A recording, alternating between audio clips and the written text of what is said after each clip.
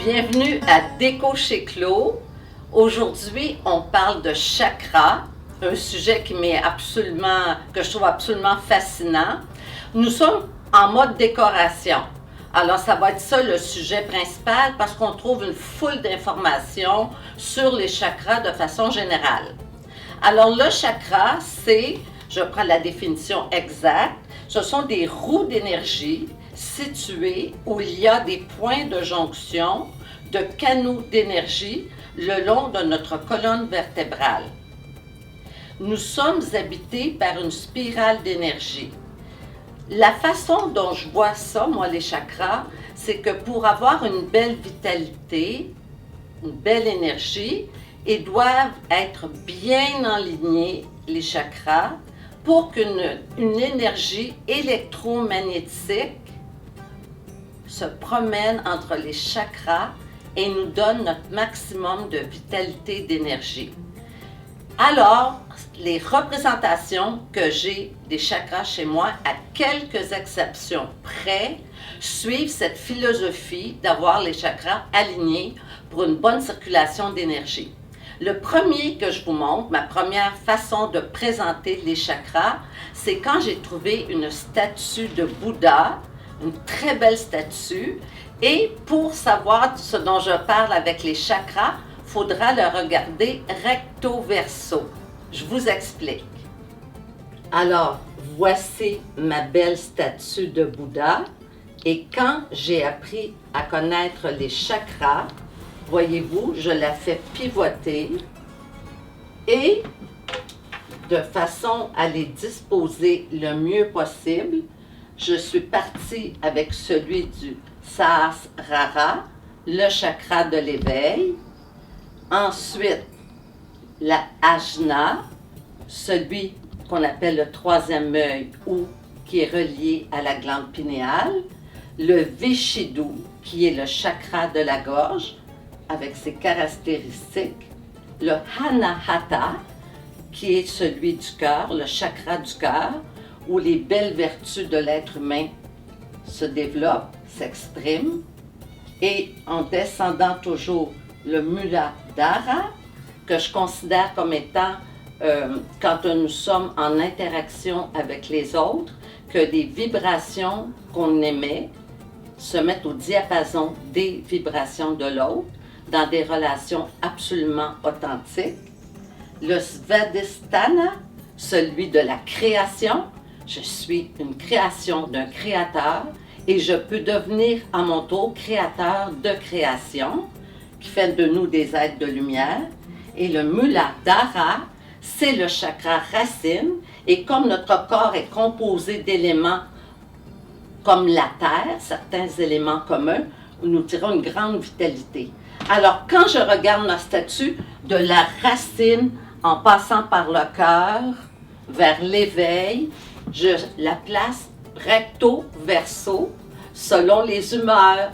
Alors, c'est ma façon de faire une décoration de chakra avec mon beau Bouddha. Il est toujours silencieux, il pense toujours comme moi. Je t'aime beaucoup, mon Bouddha. Alors, lui, de près, va montrer les chakras qui sont des pierres qui sont attribuées à chacun des chakras. Les pierres peuvent varier selon certaines interprétations, mais pour moi, j'ai pris les plus courantes. Ce sont des pierres semi-précieuses qu'on appelle et qui sont déjà identifiées avec le symbole de chacun des chakras.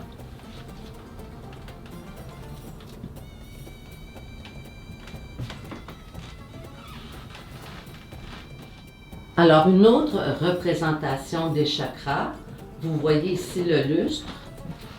Quand on s'approche, vous remarquerez qu'il y a des chapelets d'accrochés en référence à la religion, et qu'au milieu trônent les chakras bien alignés avec les couleurs respectives les plus connues de chacun d'eux. Nous sommes toujours dans la représentation de chakras bien alignés le long de la colonne pour qu'une belle énergie circule entre eux. Maintenant, vous avez mon pantin. Je l'installe un peu partout dans la maison, selon les saisons.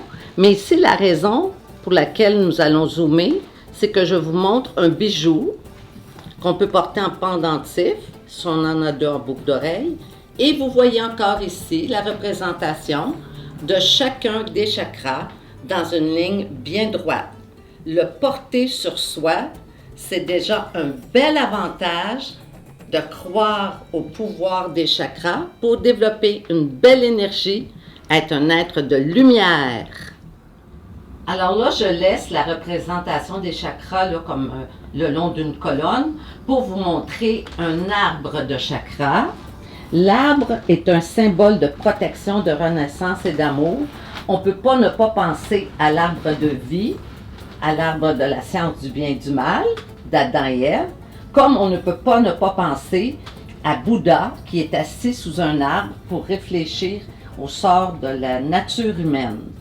Alors voyez-vous ici, c'est un double symbole. Et on a les chakras représentés dans leurs pierres les plus connues et on a le beau symbole de l'arbre de vie. J'ai aussi mis un petit bracelet de chakras ici. On laisse ça.